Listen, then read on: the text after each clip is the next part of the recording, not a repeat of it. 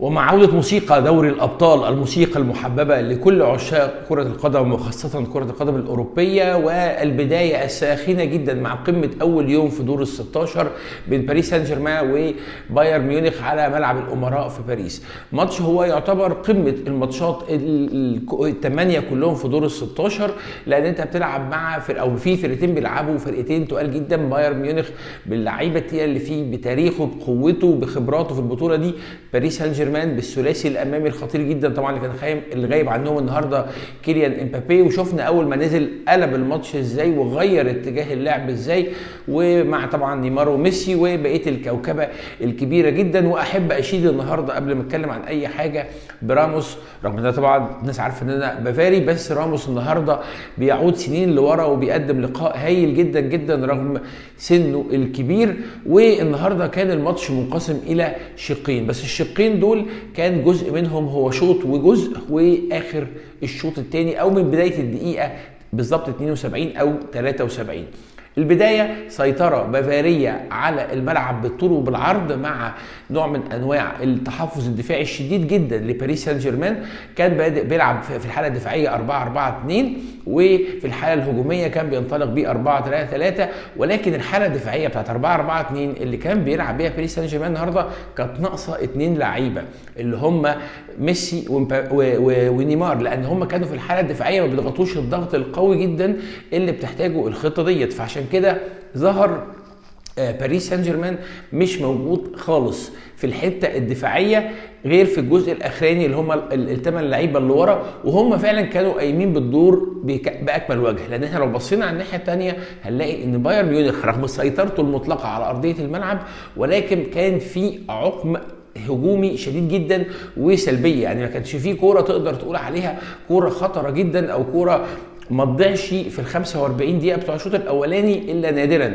كان احد اسبابها طبعا الطريقه الدفاعيه البحته وتقفيل الاطراف اللي كان عمله مدرب باريس سان جيرمان، اضافه الى الاثنين المفروض محركين في ارضيه الملعب، وهو جمال موسيالا وسانيه، كانوا بره الملعب تماما او بره المود تماما. سانيه ما تعرفش ليه بره المود، لان هو دي حتته، هو دي اللي بيعرف يلعب فيها. لكن موسيالا نتيجه تقفيل المساحات وهو بيحتاج مساحه وجري ما كانش قادر يقوم بالواجب.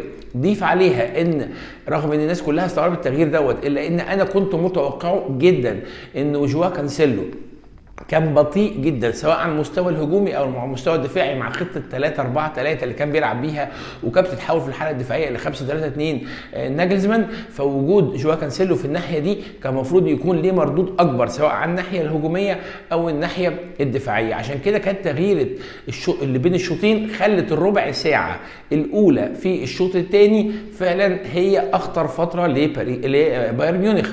لقينا ان هو نقل كومان ناحيه اليمين ونزل ديفيز مكان جواو كانسيلو، وهما الاثنين اللي جابوا الجول. لو ناخد بالنا ان الناحيه اليمين كانت مقفوله تماما، كومان مش عارف يعدي الشوط الاولاني نتيجه وجود اشرف حكيمي، فنقل كومان الناحيه الثانيه مكان البطيء النهارده. لو كانسيلو لاعب رائع كان بطيء جدا النهارده في الناحيه دي على لعيب مهم جدا زي كيمبيبي ما كانش ليه اي مصدر خطوره. ولو ناخد بالنا ان بعد ما كومان خرج للاصابه، لو خرج لغير الاصابه تبقى غلطه كبيره لناجلزمان، بدا ينطلق ويعمل شوارع، وخصوصا بعد نزول توأم روحه امبابي، وبدات الحته دي بقت شوارع وجابوا جول واتحسب اوفسايد على يعني سنتيمترات قليله جدا، وادوا خطوره عاليه جدا في الحته دي، وكان ممكن باريس سان جيرمان يقدر يتعادل. في الربع ساعه الاولانيه من الشوط الثاني زي ما قلنا كان استمر السيطره التامه لفريق بايرن ميونخ، ولكن احسن من الشوط الاولاني لان كان في كور خطر على المرمى.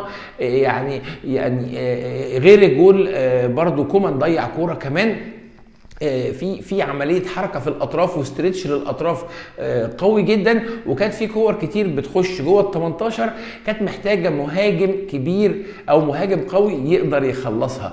النهارده كان شايفين ان العنصر الناقص في الربع ساعه اللي سيطر عليها بهجمات خطره بايرن ميونخ ان انت المهاجم بتاعك الكاميروني ما كانش قادر يقدر يترجم الكور دي لاهداف. فدي كانت اكبر نقطه سلبيه في بايرن ميونخ في الحته دي، لان هو وجوده كان ممكن يكون او وجود مهاجم قوي في الحته دي. يعني انت لو كان عندك ماني موجود النهارده كان ممكن الماتش او الشوط او لحد دقيقه 70 كان ممكن الماتش يخلص او يوصل لنتيجه 2 و3-0.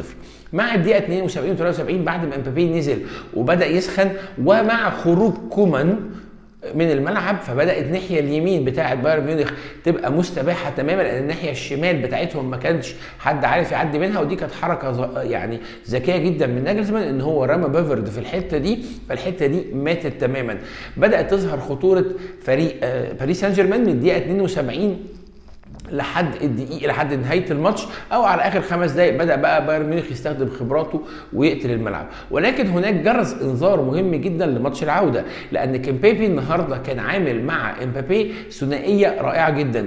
كان في بعض الاحيان بتلاقي ديليخت هو اللي مسك الحته دي فقادر يقفلها، لان ديليخت سريع، ولكن لما ديليخت نزل كاليبرو في 3-4-3 واترمى اوباميانجو في الناحيه اليمين، بدات الموضوع يبقى مستباح، لان اوباميانجو لعيب كويس جدا في مستوى المقابله 1-1 ومستوى التغطيه، ولكن على مستوى السرعه هو بطيء جدا. فشفنا كل سباق السرعات اللي عمله باريس سان جيرمان قدر يكسبه وقدر يوصل بيه ويعمل خطوره على مرمى سومر حارس بايرن ميونخ. فبالتالي الماتش دوت نتيجه شوط اول صريحه جدا 1-0، اللي هي تحبط باريس سان جيرمان لو قدر يعيد ترتيب اوراقه اللي هو اشتغل بيها في اخر الشوط الثاني، ولا هي نتيجه مريحه لبايرن ميونخ يقدر بيها يروح ماتش العوده كمان اسبوعين ولا 3 باريحيه او بهدوء، وشايف ان هو كده كده صاعد.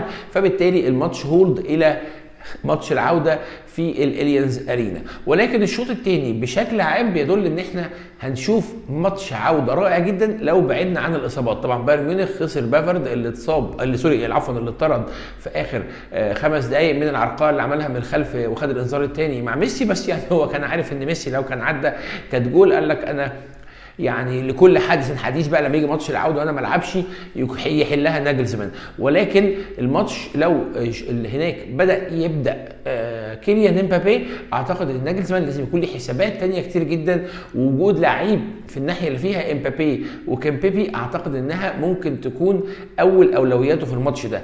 ضيف عليها ان انت من الناحيه الثانيه باريس سان جيرمان محتاج نص ملعب قوي. النهارده فيراتي ما كانش قادر يعمل حاجه قصاد 2 عمالقه تقال جدا، جوريتسكا وكيميتش، ما كانش قادر يتحرك وسطهم. فبالتالي لعبه نص الملعب هي لعبه مهمه جدا ان باريس سان جيرمان يبدا يفكر فيها في الماتش الجاي.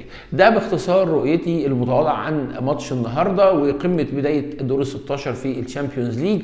وان شاء الله بكره نتقابل مع قمه ثانيه بس هي قمه الدوري الانجليزي، وهنتكلم برضو على الشامبيونز ليج قبل ما نرجع للاهلي ان شاء الله من يوم الخميس، ونتكلم على ايه الاهلي محتاجه وايه اللي هيحصل في ماتش الهلال. وكان معاكم استوديو 1 2 محمد ثبات، ودي كل حلقه عندنا النهارده، واشوفكم الحلقه الجايه ان شاء الله. سلام.